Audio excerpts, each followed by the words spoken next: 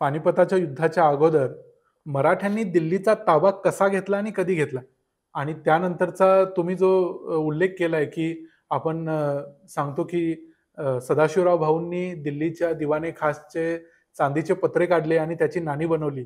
तर मला तो किस्सा आमच्या व्ह्यूअर्ससाठी ऐकायचा आहे, की हो. कशा पद्धतीनं मराठ्यांनी दिल्ली घेतली. दिल्लीचा लाल किल्ला जिंकणं आजपर्यंत आपण जवळ-जवळ 250 वर्ष झाली. पण एक मराठी माणूस दिल्लीच्या तख्तावर बसला नाही या गोष्टीची एक खंत आपल्याकडे नेहमी असते. पण सदाशिवराव भाऊंनी जेव्हा पहिल्यांदा दिल्ली जिंकली, ती कशी जिंकली? हो. तर निजामाचा पराभव केला सदाशिवराव भाऊंनी आणि उदगीर इथं ती लढाई झाली आणि उदगीरच्या लढाईनंतर सदाशिवराव भाऊ पुण्याला न येता परतूर किंवा परतूड हं, असं एक गाव आहे हं, मराठवाड्यात. हं. तर तिथून नानासाहेब पुण्याला आले आणि भाऊसाहेब आणि विश्वासराव हे उत्तरेला गेले. तर ते मजल दर मजल करत दिल्लीच्या पाशी पोहोचले आणि दिल्लीच्या अलीकडे धोलपूरच्या मुक्कामी त्यांना शिंदे होळकर येऊन मिळाले. ओके. आणि हे सगळं सैन्य सूरजमल जाट हाही त्यांना तिथे येऊन मिळाला. हे सगळं सैन्य दिल्लीवर गेलं आणि दिल्लीवरती मराठ्यांची आघाडीची पथकं पोचली आणि त्या काळी दिल्लीच्या लाल किल्ल्याचा जो मला वाटतं पूर्व तट आहे हं, त्याला लागूनच यमुना वाहत होती हं, आणि हं. त्याला लागूनच वाळवंट आहे. आता तिथे मला वाटतं महात्मा गांधी रोड आहे. तर हां. तिथे मुळात यमुनेचं पात्र होतं. हो. आता ते पात्र बुजवून तिथे रस्ता झालेला आहे. बरोबर. बरोबर लाल किल्ल्याच्या मागून आता रस्ता जातोय हां. एक. तर त्या रस्त्याच्या जागी यमुनेचं वाळवंट होतं पूर्वी. हं, हं, तर त्या वाळवंटात मराठ्यांचे स्वार पोहोचले हं, आणि त्यांनी बघितलं की किल्ल्यात कुणीच नाही आहे रखवालदारीला. मग हं. त्यांनी शिड्या लावल्या आणि ते तटावर चढले ओके. आणि तटावर चढल्यानंतर किल्ल्यातल्या आतल्या शिबंदीला कळलं, अरे मराठे आले.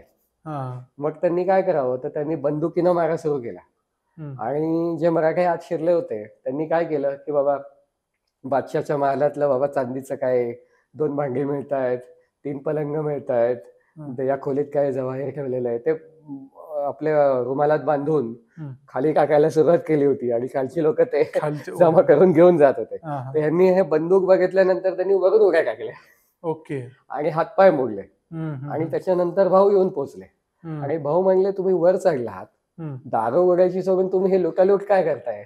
ओके.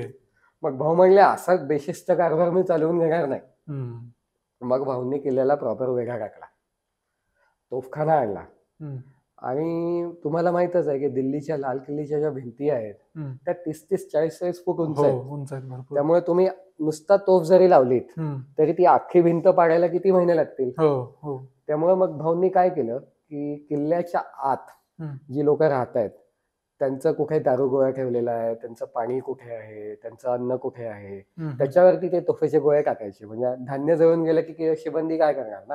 ओके. तसं करायचं असेल तर किल्ल्याच्या आतली बाजू दिसली पाहिजे. हं, हं. मग भाऊंनी काय करावं, तर तिथे बाजूची सगळ्यात उंच इमारत म्हणजे जामा मशीद. येस.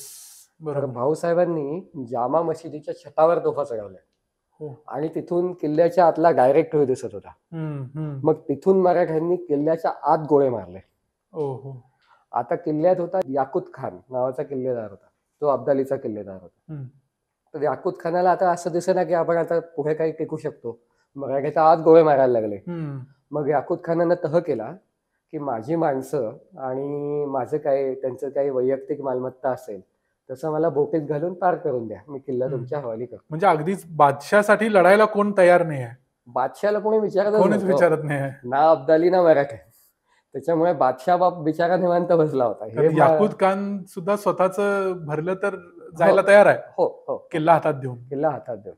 आता अशा पद्धतीनं मराठ्यांनी किल्ला ताब्यात घेतला आणि तिथे मराठ्यांचा साधारण महिना 1.5 महिना मुक्काम होता. ओके. आता अब्दालीचं सैन्य हा काळ काय आहे? मराठ्यांचं जे दिल्लीमधलं वास्तव्य आहे किंवा हो दिल्ली मराठ्यांनी ताब्यात घेतली, लाल किल्ला जिंकला, हो. हा काळ कितीचा आहे? ऑगस्ट 1760 हा तो. ओके. पानिपताच्या अगोदर 6 महिने थोडक्यात. हो, पानिपताच्या अगोदर 6 महिने आणि तिथे साधारण 1.5 ते 2 महिने मराठ्यांचा मुक्काम होता पावसाळा संपेपर्यंत. पण त्यामुळे झालं काय की अब्दालीनं आधीच आणि मराठ्यांनी नंतर हं. हा दिल्लीचा आसपासचा सगळा मुलूक खाऊन टाकला. म्हणजे दाणा वैरण धान्य हे सगळं संपत यायला लागलं. मग भाऊसाहेबांना प्रश्न पडला की आता आपण सैन्य घेऊन गेलोय लाखभर, त्यांचा पगार कुठून द्यायचा ना. हं. कारण मराठ्यांची पद्धत अशी होती की शत्रूच्या मुलखातून खंडणी भरूनच मोहीम मराठे पुढे चालवायचे. हो, बरोबर. तर मग आता करायचं काय, तर दिल्लीच्या लाल किल्ल्यात दिवाणे आमो खास, म्हणजे हम्म, आता त्याला दिवाणे आमो खास नाही म्हणत, त्याला दिवाणे आम म्हणतात. हम्म, म्हणजे फारसी शब्द आहे दिवाण, दिवाण दिवाणखाना हा फारसी शब्द आहे मुळात. हम्म, हम्म, आम म्हणजे सामान्य जनता, हम्म. खास म्हणजे खास लोक. येस. तर आमो खास म्हणजे सामान्य आणि खास या खास दोघांसाठी. दोघांसाठी. त्याला आज दिवाणे आम म्हणतात. ओके. आणि जे फक्त खास आहेत त्यांना दिवाणे खास म्हणतात. हम्म, पण याला दिवाणे आमो खास असं दोन्ही म्हणतात.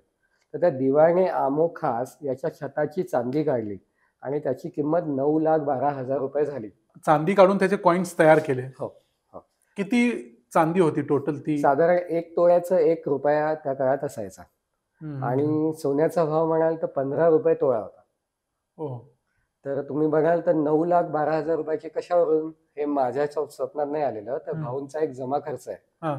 त्या जमा खर्चामध्ये असा उल्लेख आहे की 9,12,000 रुपयांची चांदी, रुपये म्हणजे 9,12,000 इंटू 10 ग्रॅम किंवा 12 ग्रॅमचा तोळा पकडला तर 12 ग्राम हा, असं बरोबर. आपल्याला चांदीचं वजन काढता येतं. ओके. आणि त्याच्यावरून त्याची आपल्याला आजची कोट्यावधी रुपयांमध्ये जी काही मग त्याचं आजच्या वजन भावाने येते, जवळजवळ 9 टन पेक्षा हो. जास्त भरेल. एवढं ते त्याचं वजन भरेल असं आपलं आहे. आता मग बोला. आता आपण जेव्हा दिवाने आम बघतो किंवा दिवाने खास बघतो, जर लाल किल्ल्यामध्ये गेलो तर अजून सुद्धा तो छत बघता येतो.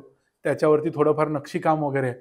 ते कशा पद्धतीनं ते नक्षीकाम केलेलं होतं चांदीचं, की तिथं अजून कुठली वेगळी रचना होती त्या जे रुपयाचा पत्रा काढला असं म्हणतो, ती कशी रचना असेल? तुम्ही काय त्याच्याबद्दल हो. बघितलं? तर आता खरं सांगायचं तर ह्याच्याबद्दल आपल्याला प्रत्यक्ष पुरावा मिळत नाही. मी जे सांगतोय तो तर्क आहे. हम्म, आता झालंय काय की 1857 साली ब्रिटिश सैन्यानं पण दिल्ली घेतली. हम्म, तर हम्म. त्यावेळी बरोबर. त्यांनी काय केलंय की तुम्ही आज लाल किल्ल्यात बघाल तर मोती मशिदीला असे 3 डोम्स आहेत, किंवा मग दिवाणे आम खासवरती असे संगमरवरी त्याचे हो, घुमट हो. आहेत. येस. तर ते घुमट संगमरवरी नव्हते. आणि हे हम्म, मला कधी कळलं, तर त्या काळातले जुने ब्लॅक अँड व्हाईट फोटोग्राफ्स आहेत. हम्म, तर हम्म. त्याच्यात असं दिसतं ते घुमट मुळात तांब्याचे होते आणि त्यांना सोन्या चांदीचा मुलामा दिलेला होता. आणि ते ब्रिटिशांनी लुकले, हम्म, ते तांब्याचे घुमट वितळवले आणि तिथे दगडाचे घुमट उभे करून ठेवले. ओके. त्याच्यामुळे माझा एक अंदाज असा आहे की त्या काळात मुळात ते चांदीचे असे कलश, म्हणजे उलटे तांबे असतात ना, हम्म. तसे ते कलश असणार आहेत. आणि मग त्यांचं टनभर वजन व्हायला काहीच हरकत नाही ना. हा, व्हायचं. कारण तुम्ही छत म्हणाल तर कसं असतं की पत्रा चांदीचा बारीक मारलात हा, तर थोड्या पत्र्यामध्ये पण बरंच छत होतं. भरपूर छत आणि होतं. 9 टन म्हणजे प्रचंड चांदी 9 झाली ना. टन म्हणजे तर खूप माझा मोठा असा आकडा. अंदाज आहे की ते कलश टाईप असे काहीतरी असणार आहेत हम्म, जे मराठ्यांनी काढले. आणि तिथे एक मीर शरफुद्दीनची काकसाळ होती. हम्म, तर त्या हम्म, मीर शरफुद्दीनच्या काकसाळीत ते चांदी दिली. त्यातली काय ती वजावट आली ती आली. हम्म. आणि 9,12,000 रुपये इतके रुपये चांदीचे मराठ्यांकडे जमा झाले खजिन्यात, असा उल्लेखच आपल्याला मिळतो.